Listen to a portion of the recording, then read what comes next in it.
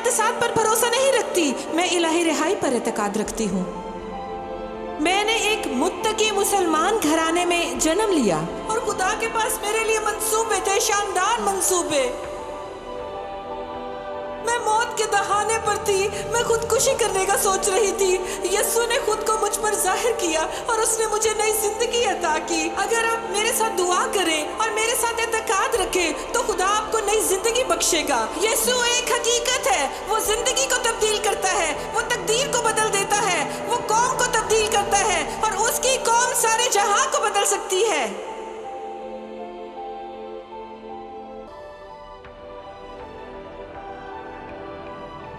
बाज़ औक़ात बतौर मसीही हम दुख उठाना नहीं चाहते, हम दुख उठाने से बचना चाहते हैं, हम बोझ से बचना चाहते हैं। लोग मेरे पास आकर कहते हैं मुझ पर बड़े बोझ हैं, बराहे करम मेरे लिए दुआ करें, बराहे करम दुआ करें कि मेरे दुख खत्म हो जाएं। और लोग मस्बा पर आते हैं, वो कराहते हैं, वो रोते हैं और वो खुदा से कहते हैं मेहरबानी कर और ये मुझसे दूर कर दे। बाज़ औक़ात हम भूल जाते हैं कि दुख हमारा सबसे बड़ा उस्ताद है। बाज़ औक़ात दुख हमारे बेहतरीन दोस्त होते हैं कि हमें सिखाते हैं, वो हमें छांटते हैं और हमें तब्दील करते और उनके जरिए खुदा हमारी इस्लाह करता और हमें कामिल बनाता है। ईमाल की किताब के 9वें बाब में साउल से गुफ्तगू करने के बाद खुदा हनन्याह से यूं फरमाता है, उसने फरमाया तू जा, क्योंकि ये कौमों, बादशाहों और बनी इसराइल पर मेरा नाम जाहिर करने का मेरा चुना हुआ वसीला है और मैं इसे जता दूंगा कि इसे मेरे नाम की खातिर किस कदर दुख उठाना पड़ेगा। मैं इसे दिखाऊंगा कि उसे मेरे नाम की खातिर दुख उठाना होगा। मेरे दिल को ये देखकर दुख होता है जब मसीही दुख उठाने के खौफ से अपनी बुलाहट से फिर जाते हैं। मैं इन लोगों को जानती हूँ और उनके लिए रोती हूँ। वो कहते हैं इसमें बहुत सी रुकावटें हैं, बहुत सा सताया जाना है, बहुत सी मुश्किलात है। मैं नहीं समझता कि मेरे लिए ये खुदा की मर्जी है। खुदा की मर्जी हमारे लिए दुख उठाना है और दुख उठाना हमारे अंदर तब्दीली लाने और इलाही किरदार पैदा करने के लिए खुदाई तरीका है। गुज़रे बरसों में मैंने अपनी दुआएं तब्दील की। मैंने खुदा से कहना शुरू किया, मेरे दिल को उन बातों से तोड़ जो मेरी दिल शिकनी का बाइस है। मैं चाहती हूं कि तू मुझे मोड़े और मैं तेरे दिल के वो बोझ चाहती हूं, क्योंकि आपको पता है कि बोझ के बगैर आप दुआ भी नहीं कर सकते। किसी के लिए दुआ करने के लिए आपके दिल पर बोझ होना जरूरी है, वरना आपकी दुआएं टोस्ट की तरह रूखी हैं। खुश्क दुआएं, जी हाँ, बिल्कुल खुश्क दुआएं। यही वजह है कि एक बेटे या एक बेटी के लिए माँ की दुआ से बढ़कर कुछ भी नहीं, क्योंकि माँ, बाप, वालिदैन अपने बच्चों के लिए बोझ रखते हैं, लेकिन फिर खुदा दुआ करने के लिए हमें बोझ देता है और वो हमें इस लायक बनाता है। वो हमारी गिराहबंदी और हमारे दिलों को तब्दील करता है ताकि अपने बजाय किसी के लिए दुआ करें। अभी हाल ही में मैंने जिनसी स्मगलिंग पर एक प्रोग्राम किया है। मैंने बच्चियों के मुतालिक प्रोग्राम किया है। 4-5 साल की बच्चियों को जिनसी गुलामी में बेचा गया और वहां पिंक रूम नामी कमरा था। उस कमरे में सिर्फ कंवारी लड़कियां जा सकती थी। 40, 50 या 60 साल की उम्र के लोग ज्यादा पैसे देकर गुलाबी कमरे में जाते थे ताकि अपनी ऐश के लिए नन्ही लड़कियों की इज्जत लूट सकें। पहले जब मैं वो प्रोग्राम कर रही थी तो तैयारी के दौरान हमने वो वीडियो दिखाई कि अगापे इंटरनेशनल ऑर्गेनाइजेशन क्या कर रही है। उसका नाम है अगापे इंटरनेशनल मिशंस। और हमने वो वीडियो देखनी शुरू की और उसको देखना इतना मुश्किल था और हमें उसे इसलिए देखना पड़ा कि समझ सके कि कंबोडिया में क्या हो रहा है, थाईलैंड और दुनिया के दूसरे इलाकों में क्या हो रहा है। और एक वक्त था कि मैं सोचती थी कि शायद मुझे ये नहीं देखनी चाहिए, मुझे नहीं देखना चाहिए ताकि सुकून से रहूं, اگر میں یہ ویڈیو نہ دیکھتی تو اچھا سو سکتی، شاید مجھے اس سے اپنا منہ پھیرنا پڑے کیونکہ یہ میرے لیے کٹھن ہوگا، خاص کر ماں ہوتے ہوئے۔ میری ایک بیٹی ہے اور ایک ننھی لڑکی کو اس مشکل یا آزمائش سے گزرتے دیکھوں۔ اس تنظیم نے ایک لڑکی کو اس کے اغوا ہونے کے 20 دنوں بلکہ 22 دنوں بعد بچایا، اور وہ خوش تھے کہ انہوں نے 22 دنوں میں اتنی جلدی کسی لڑکی کو بچایا ہے۔ یہ بڑی کامیابی تھی، لیکن اس لڑکی کو صرف 22 دنوں میں 198 آدمیوں نے بے آبرو کیا، اور یہ آپ کے دل کو توڑتا ہے۔ اور آپ آسانی سے کہہ سکتے ہیں کہ میں یہ نہیں دیکھ سکتا، یہ تو آر ریٹڈ ہے۔ ایسی چیز آپ اپنے بچوں کو بھی نہیں دکھا سکتے کیونکہ اس سے ان کی معصومیت چھن سکتی ہے۔ یہ ہیوی ڈیوٹی مواد ہے۔ وہ زبان جو انہوں نے بولی اور گرافکس، ایسی چیز جس کو دیکھنے کے لیے آپ کو تیاری کرنی ہوگی، جیسا کہ پیشن آف کرائسٹ میں صرف 2 مرتبہ دیکھ پائی ہوں، میں یہ سن نہ سکی۔ میں فلم دیکھنے کی تکلیف میں پڑنا نہیں چاہتی تھی، بالکل نہیں، لیکن بعض اوقات ہم ریت میں اپنا سر چھپا کر نہیں کہہ سکتے۔ آپ کو پتا ہے کیا، میں مصائب کو نہیں دیکھ سکتا، میں اپنے گھر میں آرام سے ہوں، میں اپنی زندگی میں آرام سے ہوں، میرے پاس اپنی چھوٹی سی چیز پسند ہے، لیکن میں ان خواتین و حضرات کے لیے شکر گزار ہوں جنہوں نے ڈٹ کر کہا، آپ کو پتا ہے کیا، میں کمبوڈیا جاؤں گی، میں تھائی لینڈ جاؤں گی۔ یہ $150 بلین کی صنعت ہے۔ انسانی سمگلنگ، جنسی غلامی $150 بلین کمانے والی صنعت ہے، منشیات کے بعد دوسرے نمبر پر۔ لیکن بعض لوگوں نے کہا کہ مجھے پرواہ نہیں، یہ کتنی بڑی ہے، لیکن میں وہاں جا کر فرق ڈالوں گا۔ آپ کو پتا ہے کیا کہ وہ ویڈیو دیکھنے کے بعد میرے ساتھ کیا ہوا؟ میں نے اپنے گناہوں سے توبہ کی، اس نے مجھے مجرم ٹھہرایا، اور میں نے خداوند سے کہا، اے خداوند مجھے ایک زائد جوتا خریدنے پر معاف فرما، جبکہ میں اس ننھی بچی کو ایک رات کی اچھی نیند دے سکتی تھی۔ مجھے اس نفس پروری پر معاف فرما، خداوند مجھے اس لطف اندوزی پر معاف کر، مجھے معاف کر، میں ایک اور لڑکی کی زندگی میں بدلاؤ لانے کے لیے اس کی مدد کر سکتی ہوں۔ ہم لوگ تکلیف اٹھانا نہیں چاہتے، ہم تکلیف کو دیکھنا نہیں چاہتے۔ ایک اور تنظیم ہے ایکسوڈس روڈ، اور ان بچیوں کو تھائی لینڈ سے بچاتی ہے، اور اس شخص نے کہا، نوجوان شخص، وہ ان تمام مشنز کا سربراہ ہے، ایک نوجوان آدمی، اور کیلیفورنیا میں اس نے ایک گھر میں خطاب کیا، میں سن رہی تھی۔ اس نے کہا، میں بس یہ چاہتا ہوں کہ آپ لوگ یہ جان لیں کہ میں نے ایک کامل مسیحی زندگی گزاری، میں نے کبھی سگریٹ نہیں پی، شراب نہیں پی، اپنے ہونے والی بیوی کے سوا کبھی کسی لڑکی سے ملاقات نہ کی۔ وہ ہر طرح سے پہلی خاتون تھی، شادی ہونے تک ہم نے خود کو پاک رکھا۔ میں اوریا فلموں کی دنیا کو نہیں جانتا، میری زندگی یا میری خاندانی زندگی میں ایسا کبھی نہ ہوا۔ میرے والدین نے مجھے پاکیزہ زندگی جینا سکھایا تھا۔ میری خواہش ہے کہ سب والدین اپنی مثال دے کر ایسا ہی کیا کریں۔ لیکن اس نے کہا، میں کبھی کوٹھی خانے میں نہیں گیا، لیکن اب میں تھائی لینڈ میں کام کرتا ہوں، اور میں کسی ایک کو بچانے کے لیے روزانہ گندی جگہوں میں جاتا ہوں، کسی ایک کی زندگی تبدیل کرنے کی خاطر۔ آپ کو پتا ہے کیا، ہم نے جو ویڈیو دیکھی وہ بوجھل تھی۔ ویڈیو دیکھنے کے 2-3 دنوں کے بعد میں سن ہو کر چلتی رہی، اور بعض اوقات خود سے پوچھتی رہی، میرے ساتھ کیا ہو گیا ہے، میں اس طرح کیوں محسوس کر رہی ہوں؟ آپ کو پتا ہے کیوں؟ کیونکہ میرا دل ان باتوں سے دکھ رہا تھا جس سے اس کے دل کو دکھ پہنچتا ہے۔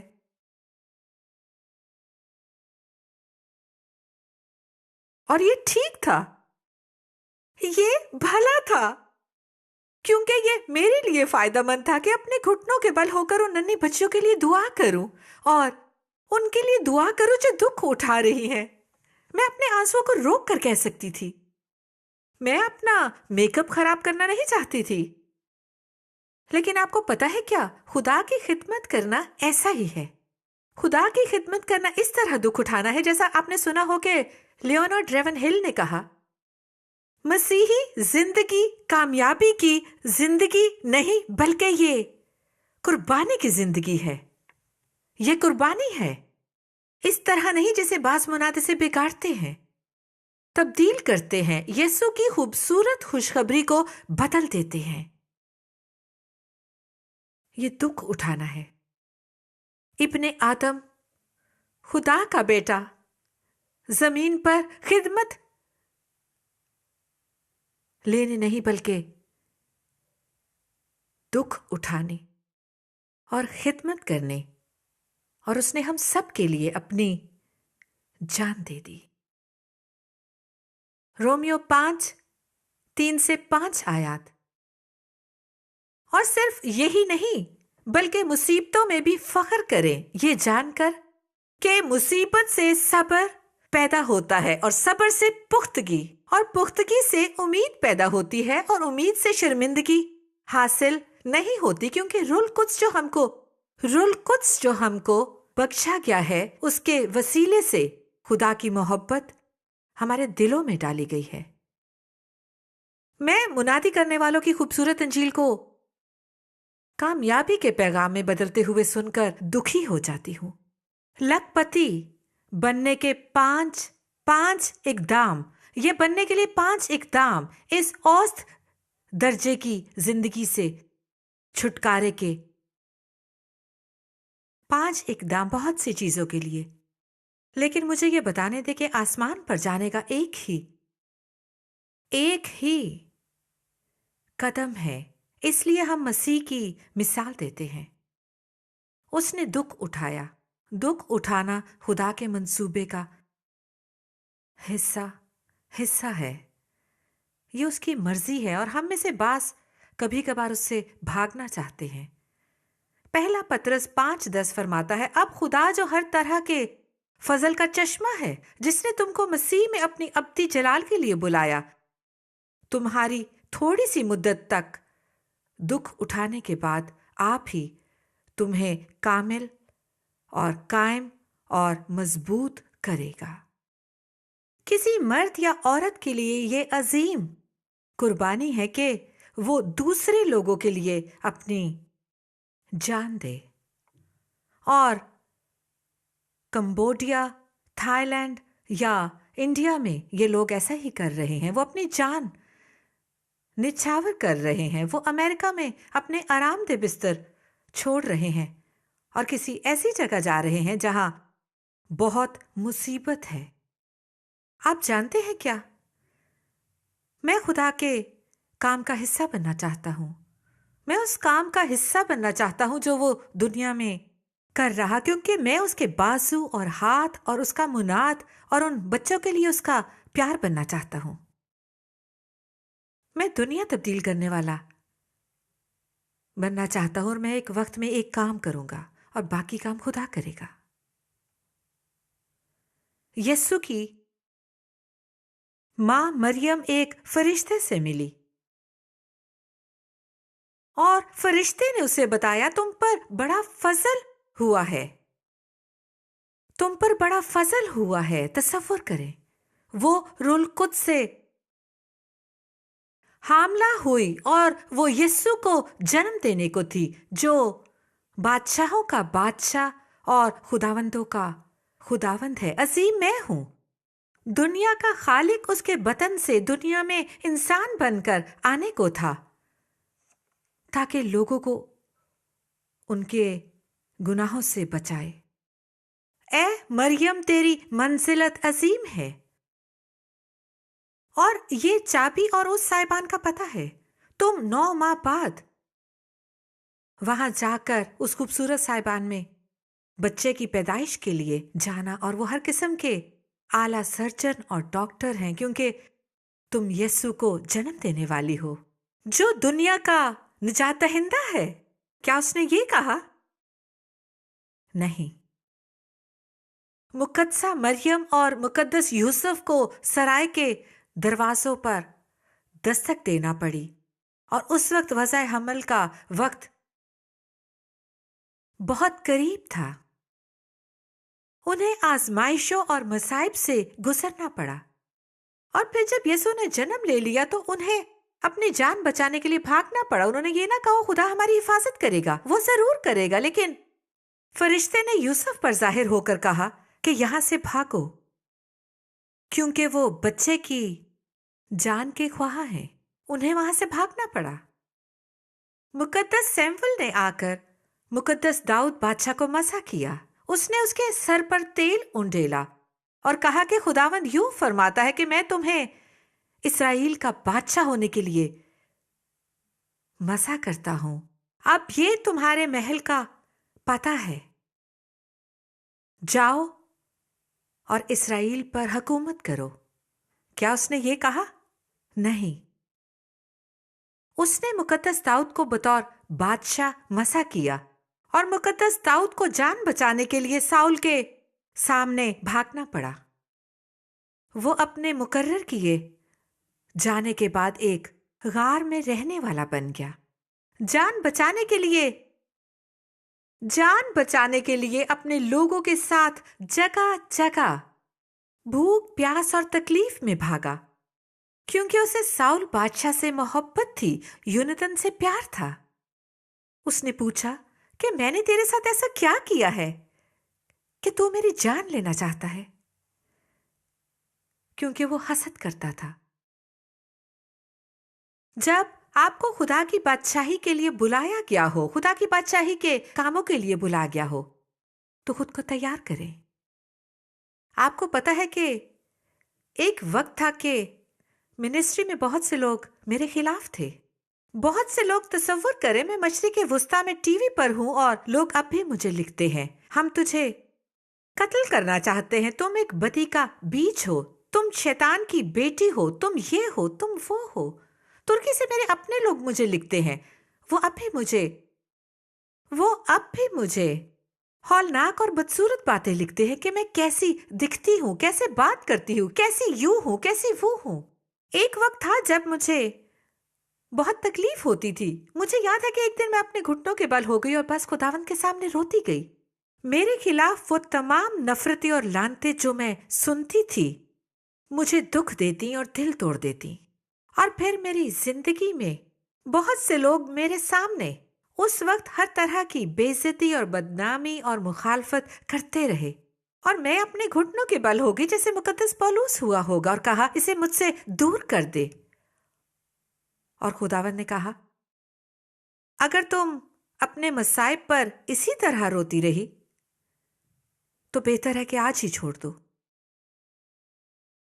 अगर तुम हर वक्त इसी तरह दुआ करोगी कि इसे मुझसे दूर कर दे, इसे मुझसे दूर कर दे, तो बेहतर है कि आज ही छोड़ दो, क्योंकि मैं तुम्हें कुव्वत देना चाहता हूं कि तुम मुसीबत में लड़ सको। मैं तुम्हें इत्मीनान देना चाहता हूं, माफूकुल फितरत, कि मुसीबत में भी तुम्हें माफूकुल फितरत इत्मीनान हो। लेकिन उसने फरमाया कि जब तक तुम इस वादी में से ना गुजरोगी तब तक कभी ना जान पाओगी कि मेरे वास्ते दुख उठाना कितनी भली बात है। मैं आपसे इस तरह बात नहीं कर रही कि जैसे मेरी जिंदगी में कोई मुसीबत ना थी। अगर आप मेरी गवाही को नहीं जानते तो ये जान लें कि 2 शादियों में नाकाम हुई, 28 साल की उम्र में अकेली मां थी, और जब यीशु से मिली तो खुदकुशी करने वाली थी, और उसके बाद मेरी मुसीबत बिल्कुल खत्म ना हुई। बास लोग आपको उस कामिल और आइडियल जिंदगी यानी अमेरिकन हॉलीवुड वाली जिंदगी की राय देंगे। ये खुदा का ख्वाब नहीं है,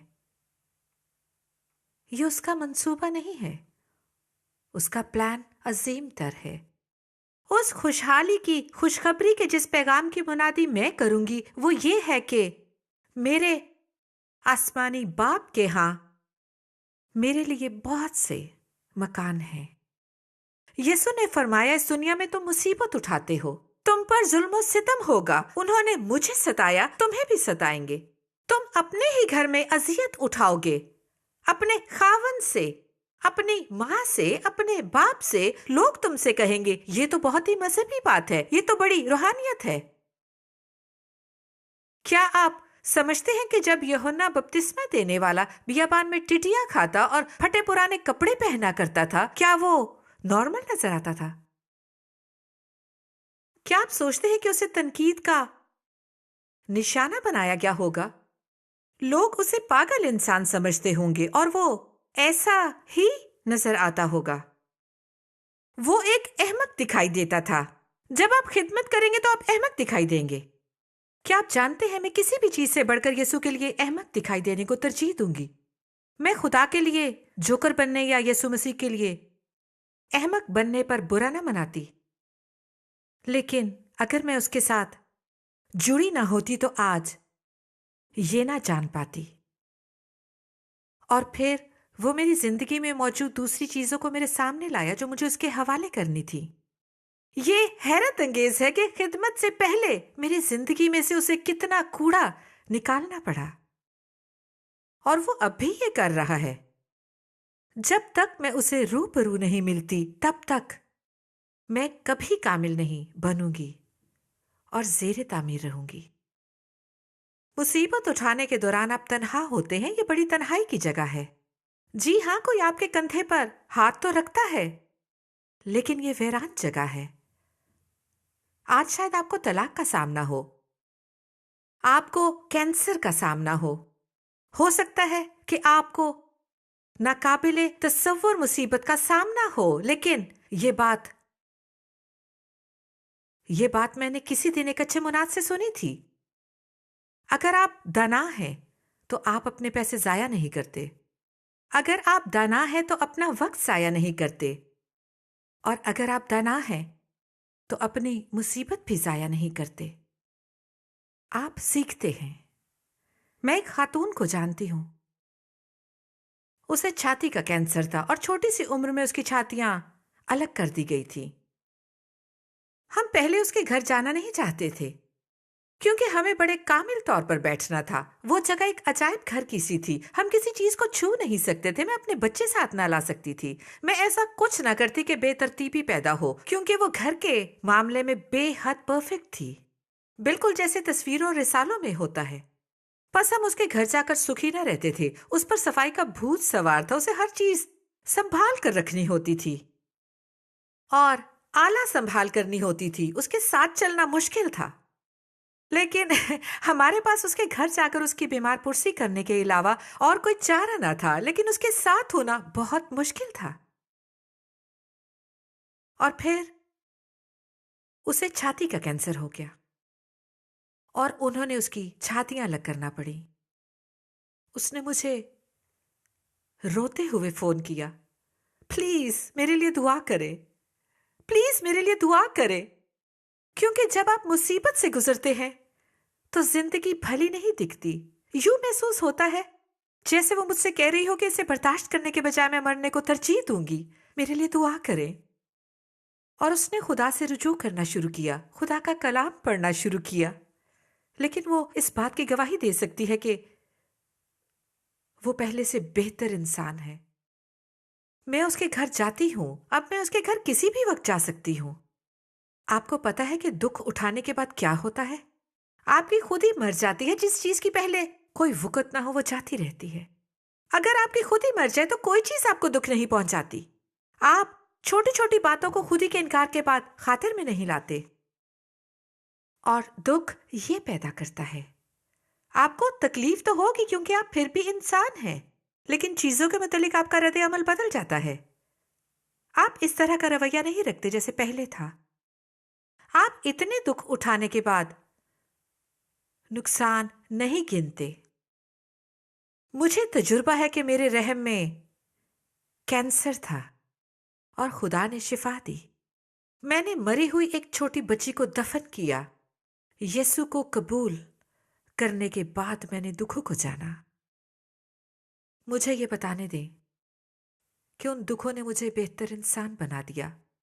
खुदा ने मुझे फरोतन बनाया। मुझे तब्दील किया, मुझे काटा छांटा। उसने मुझे आला किरदार सिखाया और बख्शा। उसने मुझे तौबा करने के लिए घुटनों के बल झुकाया और मुझे बलूगत बख्शी। और आज मैं यहाँ खड़ी हूं और मैं जानती हूं कि शायद ये आपको अहमकाना लगे, लेकिन मैं बेहद खुश हूं कि मेरे पहले मुस्लिम खावंद ने मुझे फर्शों पर पीटा, मेरे मुंह पर थूका, मुझे गालियां दी। मैं खुश हूं कि मैंने मुसीबत उठाई ताकि मेरी गवाही के वसीले से यीशु किसी शख्स को आजादी दे। आज मैं शुक्रगुजार हूं कि एक मंशियात के आदि खावंद के जरिए मैंने जाना कि अपने प्यारों की इल्लत के लिए लड़ना क्या होता है।